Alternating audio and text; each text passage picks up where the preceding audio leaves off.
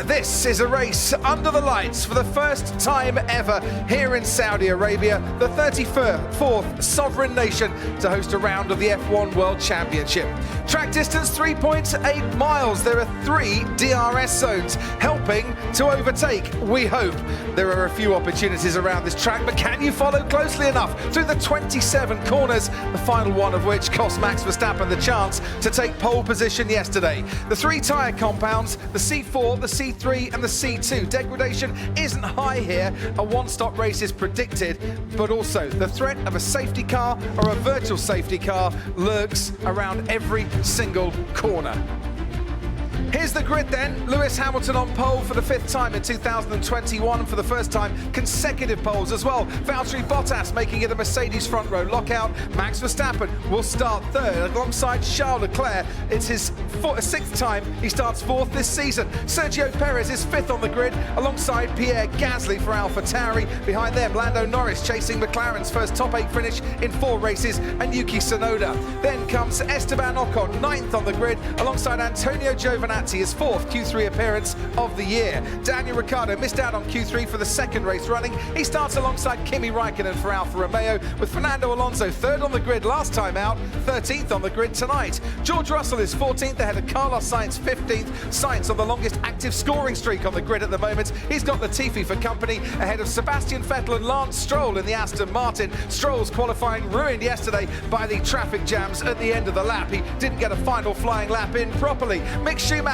alongside Nikita Mazepin. It's the 2 Hasses on the back row. Well, a year ago tomorrow, Sergio Perez was winning his first ever Formula One Grand Prix.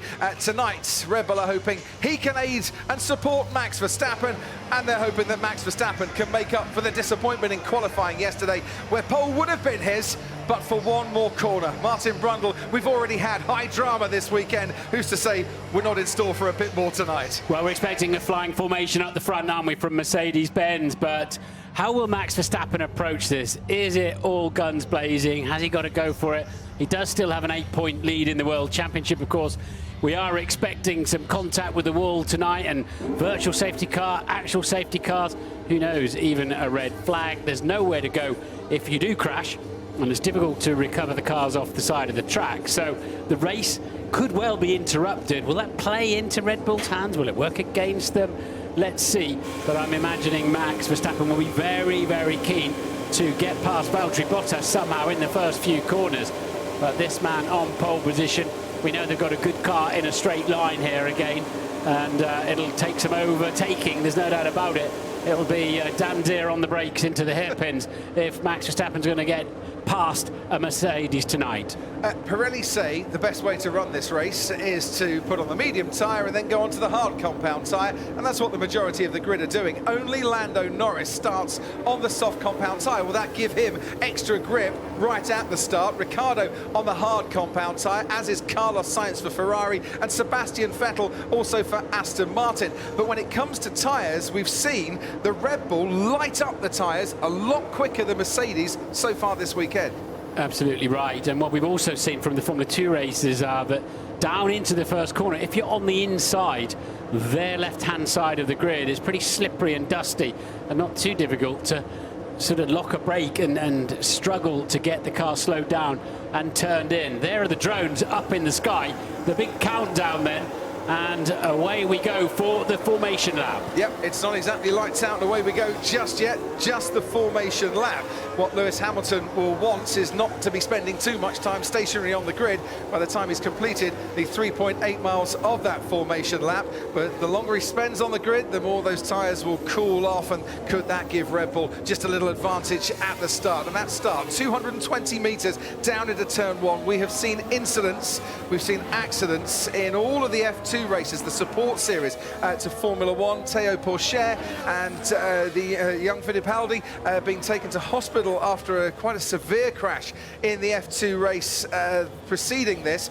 We hope they're going to be okay. No news yet of their condition, but they've both been checked over and taken to the local hospital. It seems to me, Martin, it's a narrow track. It's not a lot of time to sort things out before you get into turn 1. We might get another accident tonight. Well, we'll wait and see. Let's hope not. But you can see just how long and elongated the circuit is down on the Corniche, down beside the Red Sea. It is the second longest circuit on the F1 calendar after Spa, and therefore that's why it's so long, why it's got so many corners. F1 cars are flat out through a lot of them. They don't really recognize them as corners, but there are some key areas.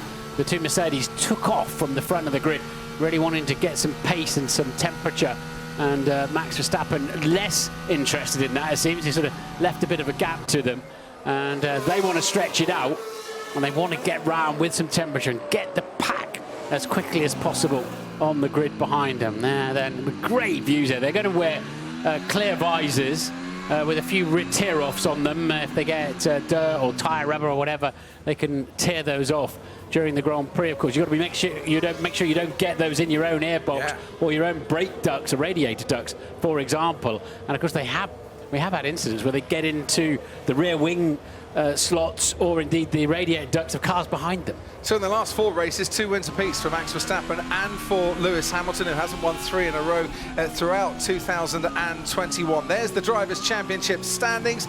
There's an 8-point lead for Max Verstappen. Last time he led the championship by 8 points was going into the Hungarian Grand Prix. At the end of that race, Lewis Hamilton led by 8 points come the checkered flag. So far this season, Verstappen and Hamilton have had 12 1-2 finishes between them, involving both drivers. Max has won 6, Lewis has won 6.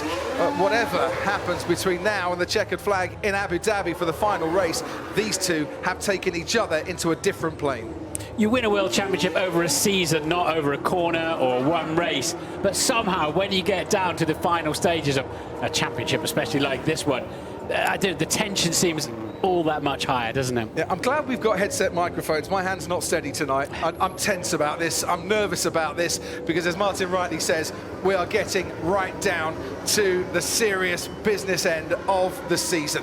And Red Bull have taken the fight to Mercedes. They have that lead in the Drivers' Championship. Mercedes have that lead in the Constructors' Championship. What will happen at the end of this race? As always, Max really maxing out his start box there, right at the front of it. Lewis less so. There are 8 meters between the cars, so that means that in third place, Verstappen starts 16 meters, just over 3 car lengths behind his championship rival. And there's the Aston Martin medical car pulling into its slot behind the Hasses. We are all lined up here. 5 times the championship leaders changed this season. What will happen next?